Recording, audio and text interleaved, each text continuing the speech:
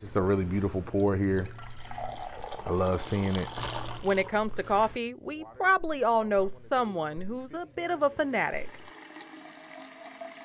That includes coffee lovers Maurice and Renata Henderson. My general rule for brewing coffee is you want all the coffee with all the water for all the time. The Hendersons turned their love of coffee into a six-figure business called Coffee Black, located at the Anti-Gentrification Coffee Club in Highland Heights. While you do get that beautiful kind of dark chocolate coffee flavor that we all love, there's also some really beautiful complex undertones. However, Coffee Black is far more than a coffee brand.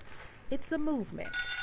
We use Coffee Black as a way to reclaim the Black history of coffee and to reimagine this Black future. Maurice says when he walks into a traditional coffee shop, he notices he stands out. So he started doing some research. I started looking into more of the history though, and I was like, why do I see all these African countries on there too?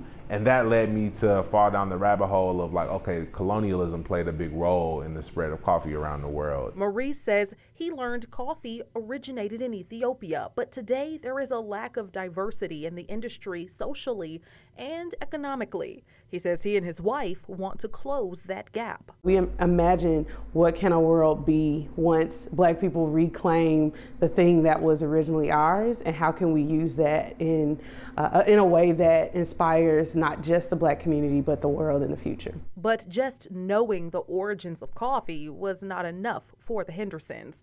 They needed to see it for themselves. Over the last 3 years, they have made multiple trips to Ethiopia and other parts of Africa to meet the people behind the product. These encounters have even inspired how they run their business. Renata is the head roaster in honor of the first roasters and baristas, being Ethiopian women. Coffee for Ethiopia is not this commodity. It's a part of a community. It's like a community glue. The first trip was highlighted in their award-winning documentary, Coffee Black to Africa. Gucci, man. You got it, Rose. We want to see coffee being represented, not exclusively by people of African descent, but inclusively by people of African descent. The Hendersons say their brand is provided through an all-Black supply chain. Their coffee, Guji Mane, is grown by farmers in the town of Uraga in the Guji zone of Oromia in Ethiopia.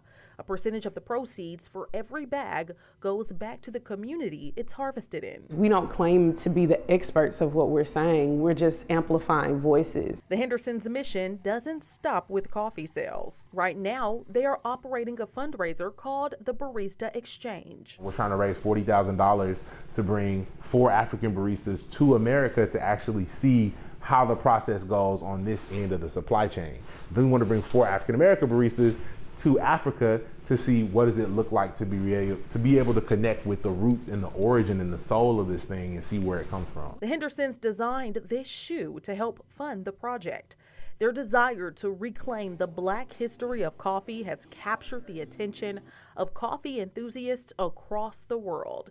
However, we still had one question. What does the X stand for? For us, it means reconnecting back to the places and people who have historically grown this plant and learning a connection to them beyond just, espressos and cappuccinos. Even if Coffee Black dies tomorrow, we're still going to do what we're doing. Reporting in Highland Heights, Kwame Sherwilborn, WREG News Channel 3.